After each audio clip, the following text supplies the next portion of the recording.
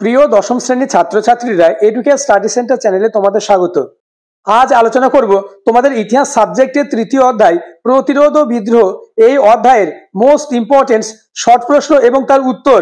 ভিডিওতে আলোচনাকৃত প্রশ্নগুলি প্র্যাকটিস করলে যেমন তোমরা সামনে ফার্স্ট সামিটিভ পরীক্ষায় কমন পাবে, তেমনি আগামীতে তোমাদের টেস্ট এক্সাম এবং 2026 সালে ফাইনাল পরীক্ষাতে কমন পাবেই।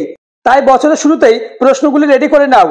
আর এইরকম ভিডিও পাওয়ার জন্য চ্যানেলে নতুন হয়ে থাকলে চ্যানেলটিকে সাবস্ক্রাইব করে পাশের বেল আইকনটি প্রেস করে নোটিফিকেশন অল করে দেবে এবং ভিডিওটি তোমার বন্ধুদের মধ্যে শেয়ার করে দেবে। শুরু করছি আজকের আলোচনা। অধ্যায় তৃতীয় প্রতিরোধ ও বিদ্রোহ। প্রশ্নের মান 1। প্রথম প্রশ্ন, কোল বিদ্রোহের দুজন নেতার নাম লেখো। উত্তর, সুই মুন্ডা, বুদ্ধ ভগত ও জোয়া ভগত।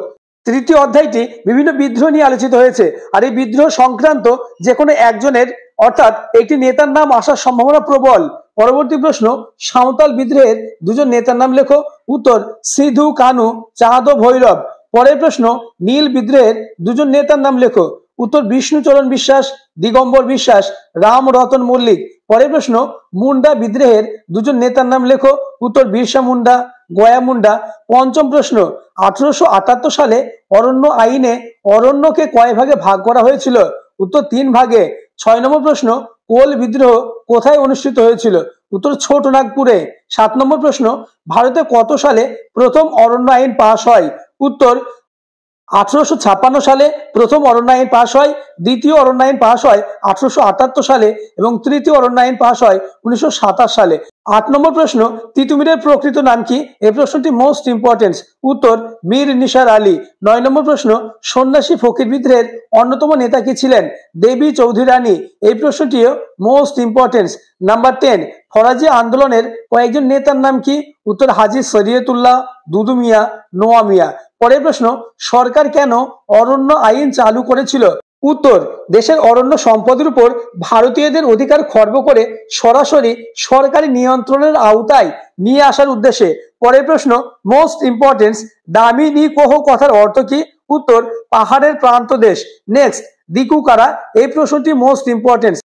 উত্তর, সাঁওতালদের এলাকায় বাইরে থেকে আসা অর্থাৎ বহিরাগত জমিদার বা মহাজনরা দিকু নামে পরিচিত ছিল। পরের প্রশ্ন, কালো প্রামাণিক ও ডোমর মাঝি কোন বিদ্রোহের নেতা ছিলেন। উত্তর, সাঁওতাল বিদ্রোহ।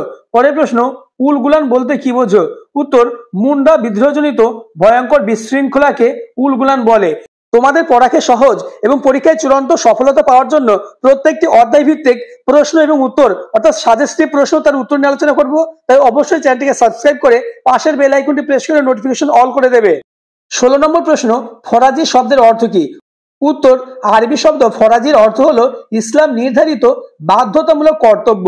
17 নম্বর প্রশ্ন, ওহাবি শব্দের অর্থ কি। উত্তর, নবজাগরণ। 18 নম্বর প্রশ্ন, বেদ বেগারি কি। উত্তর, বেদ বেগারি হলো বহিরাগতদের দ্বারা মুন্ডাদের বেগার শ্রম দেওয়ার বাধ্য করার ঘটনা। পরের প্রশ্ন, হুল শব্দের অর্থ কি। উত্তর, বিদ্রোহ বা প্রতিবাদ। নেক্সট, মোপলা বিদ্রোহ কোথায় সংগঠিত হয়েছিল। উত্তর, মালাবার উপকূলে।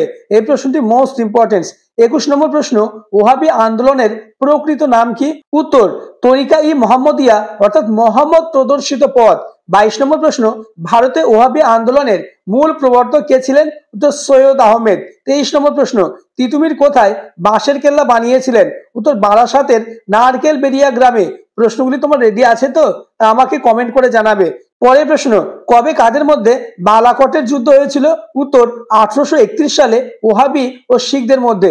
25 নম্বর প্রশ্ন, ফরাজি আন্দোলনের প্রবর্তক কে। উত্তর, হাজী শরীয়তুল্লাহ। নেক্সট, ফরাজি আন্দোলন বাংলার কোন কোন অঞ্চলে ছড়িয়ে পড়ে। উত্তর, ফরিদপুর ও ঢাকা থেকে বাকরগঞ্জ, কুমিল্লা, ময়মনসিংহ, খুলনা, যশোর প্রভৃতি।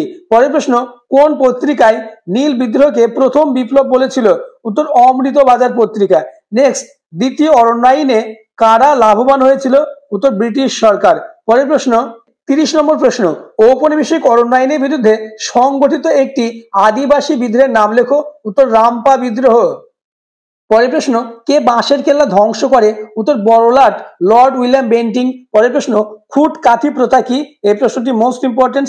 উত্তর, মুন্ডাদের কৃষি ব্যবস্থার প্রধান বৈশিষ্ট্য ছিল জমির যৌথ মালিকানা বা খুট কাঠি প্রথা। পরের প্রশ্ন, চুয়ার বিদ্রোহের সময় ভারতের বড়লাট কে ছিলেন? উত্তর লর্ড ওয়েলেসলি। 34 নম্বর প্রশ্ন, বাংলায় সংগঠিত প্রথম আদিবাসী বিদ্রোহ কোনটি? উত্তর সাঁওতাল বিদ্রোহ।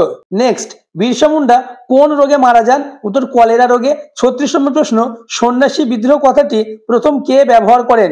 উত্তর ওয়ারেন হেস্টিংস। 37, দাদন কথার বা দাদন শব্দের অর্থ কি? উত্তর অগ্রিম অর্থ প্রদান। 38, বিষয় ডাকাত নামে কে পরিচিত ছিলেন? এই প্রশ্নটি মোস্ট ইম্পর্টেন্ট। উত্তর বিশ্বনাথ সর্দার। 39, কাকে বাংলার নানা সাহেব বলা হয়? Most important. উত্তর রামরতন মল্লিককে।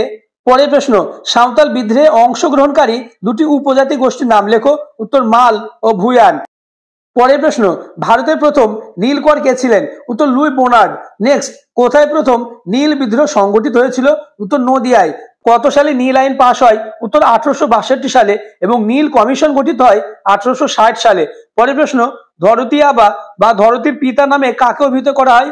উত্তর বিরসা মুন্ডা। পরের প্রশ্ন, মেদিনীপুরের লক্ষ্মীবাই নামে কে পরিচিত? মোস্ট ইম্পর্টেন্ট এই প্রশ্নটি। উত্তর রানী শিরোমণি। নেক্সট, বাংলাদেশের ওয়াট আইল্যান্ড নামে কে পরিচিত? এই প্রশ্নটিও মোস্ট ইম্পর্টেন্ট। উত্তর দিগম্বর বিশ্বাস ও বিষ্ণুচরণ বিশ্বাস। পরবর্তীতে এই অধ্যায়ে 2 মার্কের, 4 মার্কের এবং 8 মার্কের মোস্ট ইম্পর্টেন্ট প্রশ্ন, অর্থাৎ যে প্রশ্নগুলি 2026 সালে ফাইনাল পরীক্ষায় আসতে পারে, সেই প্রশ্ন এবং তার উত্তর নিয়ে আলোচনা করব। তাই অবশ্যই চ্যানেলটিকে সাবস্ক্রাইব করে দেবে এবং পাশের বেল আইকনটি প্রেস করে নোটিফিকেশন অল করে দেবে এবং ভিডিওটি তোমার বন্ধুদের মধ্যে শেয়ার করে দেবে। 47, দারুল হারব কথার অর্থ কি? এটিও মোস্ট ইম্পর্টেন্ট। উত্তর বিধর্মীদের দেশ। নেক্সট, পাগলাপন্থী বিদ্রোহের নেতৃত্ব দেন কে? উত্তর টিপু শাহ। নেক্সট, নীল বিদ্রোহের সমর্থনে কোন পত্রিকা দাঁড়িয়েছিল? উত্তর হিন্দু পেট্রিয়ট। 50 নম্বর প্রশ্ন, ঔপনিবেশিক সরকার উপজাতিদের জন্য দক্ষিণ পশ্চিম সীমান্ত এজেন্সি নামে কখন একটি পৃথক অঞ্চল গঠন করেছিল? উত্তর কোল বিদ্রোহের পর। পরের প্রশ্ন, পাইকন জমি কি? উত্তর স্থানীয় জমিদারদের অধীনে পাইক বা সৈনিকের কাজের বিনিময়ে চুয়ারা যে নিষ্কর জমি ভোগ করত তাকে পাইকন জমি বলা হতো। পরের প্রশ্ন, ভারতের প্রথম ভাইসরয় কে ছিলেন? উত্তর লর্ড ক্যানিং।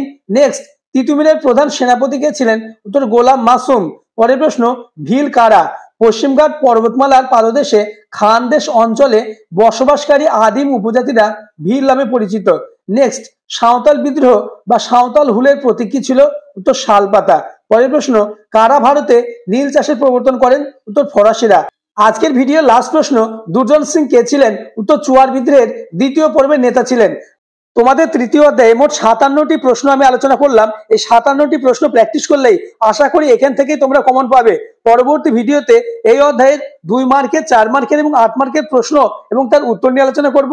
তাই অবশ্যই চ্যানেলটিকে সাবস্ক্রাইব করে পাশের বেল আইকনটি প্রেস করে নোটিফিকেশন অল করে দেবে এবং ভিডিওটি তোমার বন্ধুদের মধ্যে শেয়ার করে দেবে।